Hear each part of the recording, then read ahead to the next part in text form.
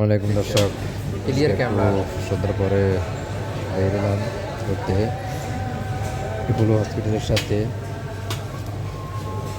এটা হলো এপোলো হসপিটালের সাথে মার্কেট। খুব ভালো লাগতেছে মার্কেটটা, নতুন মার্কেট হয়েছে। সব জিনিসের দাম কম।